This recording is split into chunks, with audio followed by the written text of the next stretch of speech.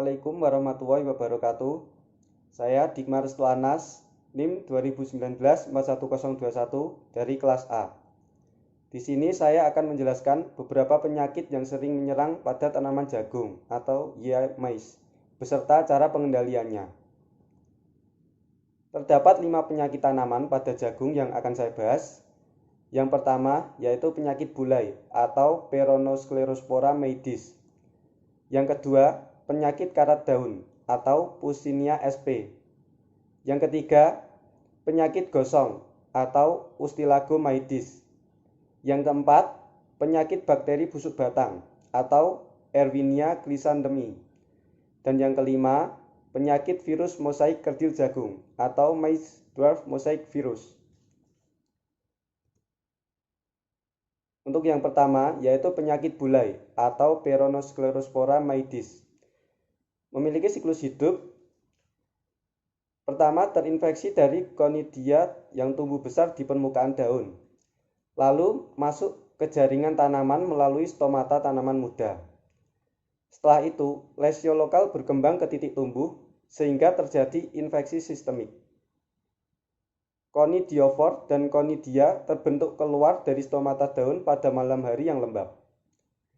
Apabila biji yang terinfeksi, maka daun kotiledon akan terinfeksi.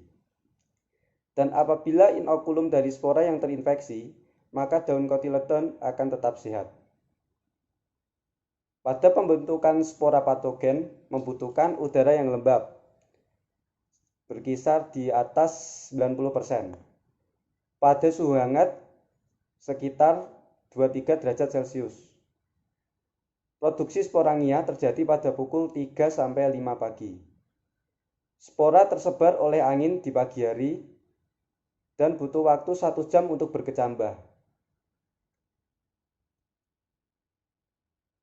Gejala yang dapat kita lihat apabila tanaman jagung terkena penyakit bulai tersebut. Yang pertama, daun akan berwarna klorotik memanjang atau sejajar tulang daun. Yang kedua, warna putih seperti tepung pada permukaan daun. Yang ketiga, daun yang klorotik sistemik menjadi sempit dan kaku. Yang keempat, tanaman terhambat pertumbuhannya. Yang kelima, pembentukan tongkol terganggu atau bahkan tidak ada. Yang keenam, jika terinfeksi sistemik umur kurang dari 1 bulan, maka tanaman akan mati. Yang ketujuh, anakan yang berlebihan, daun akan menggulung dan terpuntir. Apabila tanaman terkena pada umur 0-3 minggu, ciri-ciri yang dapat dilihat adalah daun menguning, meruncing, dan kaku. Pada umur 3-5 minggu, daun membuka, menguning, pertumbuhan lambat, tongkol berbiji abnormal. Dan umur lebih dari 5 minggu, maka daun mengalami klorosis. Cara pengendaliannya, yang pertama, menggunakan varietas tahan seperti Kalingga, Arjuna, Wiyasa, Bromo, atau Parikesit. Yang kedua, pemusnahan tanaman yang terkena infeksi. Yang ketiga, pencegahan dengan fungisida sistemik berbahan aktif metaksil. Yang keempat, pengaturan waktu tanam agar serempak, yaitu pada awal atau akhir musim kemarau. Yang kelima, pergiliran tanaman. Yang kedua yaitu penyakit karat daun atau Puccinia sp. Teliospora berkecambah membentuk Basidiospora. Basidiospora berkecambah dan mengadakan penetrasi pada daun Oxalis sp sehingga terbentuk spermatia. Spermatia mengadakan fusi dengan hipalentur, lalu memasuki stadia Aesia, yaitu permukaan bawah daun Oxalis. Selanjutnya terbentuklah Aesiospora. Aesiospora diterbangkan oleh angin lalu jatuh pada daun jagung dan menginfeksinya. Pada daun jagung Uredospora terbentuk. Siklus hidup Puccinia polyspora dan Puccinia zeae. cocok pada suhu tinggi 27 derajat Celcius dengan kelembapan tinggi. Penyakit ini terdapat pada daerah dataran rendah sampai dataran tinggi, yaitu sekitar 1200 mdpl. Yang ketiga, ditemukan pada musim hujan sampai kemarau.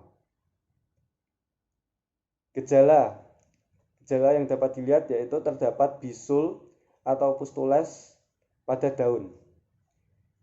Bisul muncul di atas dan bawah permukaan daun.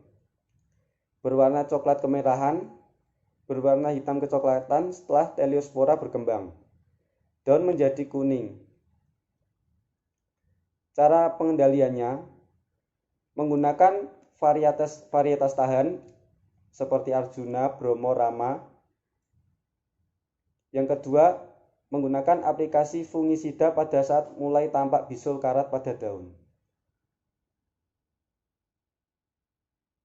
Yang ketiga adalah penyakit gosong atau Ustilagomaides.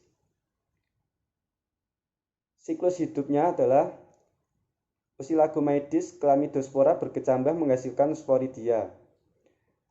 Lalu sporidia dibawa oleh angin atau percikan air sampai pada tanaman jagung muda. Miselium masuk ke jaringan tanaman melalui stomata. Lalu jika terdapat luka atau penetrasi langsung melalui dinding sel dan menstimulir sel inangnya untuk membelah. Cara pengendaliannya, gunakan varietas tahan.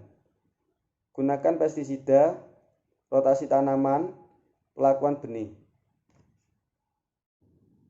Gejala yang dapat dilihat, yang pertama, gal dibungkus jaringan putih kehijauan sampai putih perak mengkilat.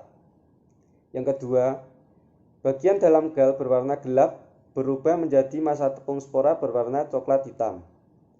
Yang ketiga, gal dapat terjadi pada semua tanaman jagung. Yang keempat, gal pada tongkol bila pertumbuhan sudah maksimal. Yang kelima, gal pada daun tetap kecil. Dan yang keenam, bila bunga jantan terinfeksi, semua tongkol juga akan terinfeksi. Yang keempat, penyakit bakteri busuk batang atau Erwinia chrysanthemi. Siklus hidupnya, bakteri dapat bertahan secara saprofit pada sisa-sisa tanaman mati. Lalu menginfeksi tanaman jagung melalui stomata, hidatoda atau luka pada daun maupun batang.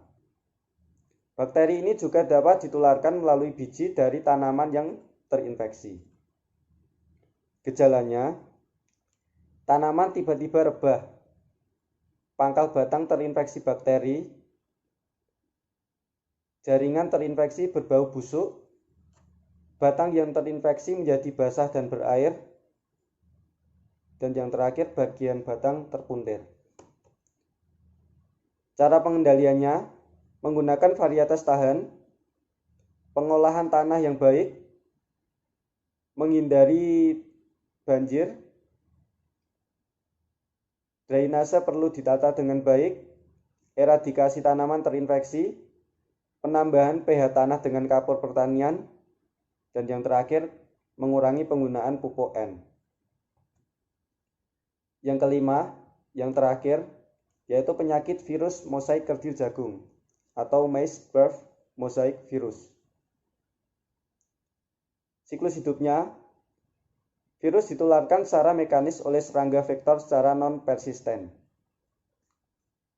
Lebih dari 20 spesies aphids dilaporkan dapat memindahkan virus ini. Aphid daun jagung, Rhopalisium, maedis, kutu hijau, Sciapis graminum, dan aphid persik hijau. Penularan lewat biji sangat rendah, sekitar 0,05%. Gejalanya, yang pertama, gejala jelas pada daun muda, membuka sebagian. Yang kedua, terdapat mosaik atau warna hijau muda dan tua. Yang ketiga, warna hijau atau kekuningan memanjang sejajar tulang daun.